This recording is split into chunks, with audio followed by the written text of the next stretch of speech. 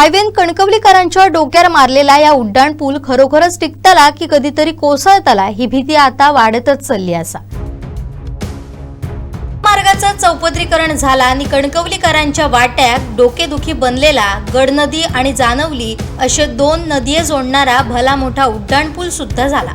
पण या पूल बांधत होते तेव्हापासून तर आतापर्यंत लोकांचो त्रास दिवसेंदिवस वाढतच चाललो।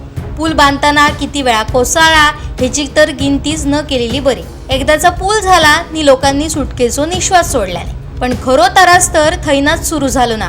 पुलाच्या खाली निवर्ती दोनवल्या ठिकाणी त्रास, त्याच्यात भर म्हणान की काय पुलार दोनवल्या बाजूंची एक लेन बंदच असता। ह्यो प्रकार खास करून SM हायस्कूलच्या समोर असा। थै दोनवल्या बाजू किमान 100 मीटरची एक लेन बंदच असा।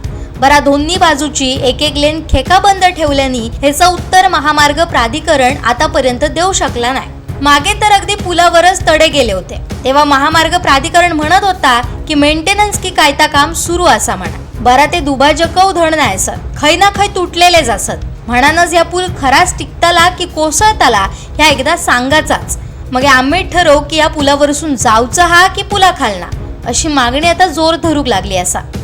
महामार्ग चौपदरीकरणाचा जेव्हा काम सुरू झाला होता त्याच वेळेस प्रश्न होतो। काही लोकांची मागणी होती की हायवे कणकवली शहरात ना जाऊन दे, काही लोकांची मागणी होती की हायवे कणकवली शहराच्या बाहेर ना जाऊन दे। शेवटा तो काय तर हायवे एकदा कणकवली शहरात गेलो आणि कणकवलीकरांच्या वाट्यात जे का डोकेदुखी म्हणतात तसा या उड्डाणपूल इला। या उड्डाणपुलाचा तो इतिहास एवढा भयानक असा की जेव्हापासून या उड्डाणपूल बांधूक सुरुवात झाली असा तेव्हापासून काय नाही काय अडचणी कणकवलीकर सहन करतच असत। एकदाचा तर पूल पुरा झाला खरा, पण पूल झाल्यापासून आतापर्यंत 6 वर्ष होऊन गेली, पण या पुलावरची जे दोनवल्या बाजूची एक लेन असा त्याच्यावरची बॅरिकेड्स काय हटली नाही।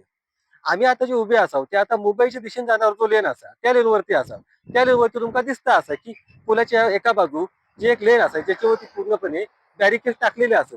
पण हीच परिस्थिती जो दुसरा लेन असा गोव्याच्या दिशेने जाणार, तो गोव्याच्या दिशेने जाणार जो लेन असा त्या लेनवरती सुद्धा तुम्ही बघा तशीच बॅरिकेड टाकलेली असत। आता जर या पूल सक्षम असा, महामार्ग प्राधिकरण कायम सांगत असतात की ह्या पूल अगदी चांगला असा, टिकणाऱ्या दर्जाचा असा, मग जर असा असा तर मग पुलाची दोनवल्या बाजूची लेन असत ते बंद का असत? कुणी आतापर्यंत सांगितलं नाही की या पुलाची जी लेन असा ती बंद का असतात। तर आता लोकांनीच ना एक दिवस या पुलावरती उतरू हवा असा आणि खरोखरच आता जन आंदोलनाची गरज असा। कोकसात लाईव्ह साठी स्वप्नील वरवडेकर, कणकवली।